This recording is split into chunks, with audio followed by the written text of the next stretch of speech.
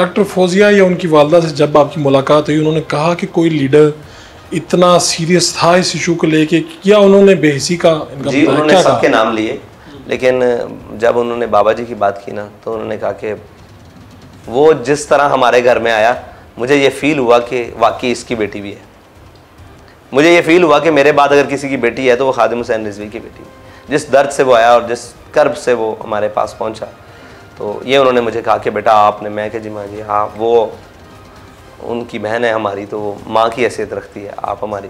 तो उन्होंने कहा कि आफिया को आना चाहिए पाकिस्तान, तो क्या तरीका होगा। मैंने कहा जी उसका तरीकाकार, उनको भी कहा था कान में, तो मुस्कुरा पड़ी थी और खुश भी हुई थी। मैंने कहा उसका तरीकाकार ये है कि कैदियों के तबादले होते हैं और बड़े बड़े जगह बात होती है कि आफिया सिद्दीकी अगर बाकी मानदा कैद गुजारनी है तो मैं चला जाता हूँ, अगर कोई किसी भी तरह से वो मान जाते हैं तो मैं चला जाता हूँ, उनकी बाकी मानदा कैद गुजार कर मैं आ जाऊँगा। नहीं, आपने अपने आप को पेश किया? बिल्कुल पेश किया, बिल्कुल पेश किया। और अब तो मैंने सरेआम कहा है कि अगर कोई सिलसिला नहीं बन रहा तो उसकी जगह कैद काटने के लिए हम तैयार हैं।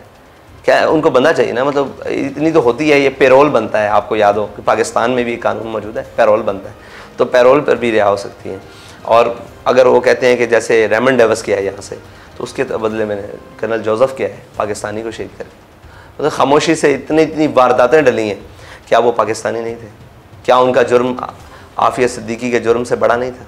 जो उनके यहाँ जुर्म है, हम तो उसे बेगुनाह कहते हैं, लेकिन उनके यहाँ जुर्म जो था, उनको तो 86 दिन भी नहीं रख सके, बल्कि बाज़ तो 86 घंटे भी नहीं रहे। उनको हमने इतने प्रोटोकॉल से भेजा है, और वो थे भी मर्द, एक खातून, सारी बातें।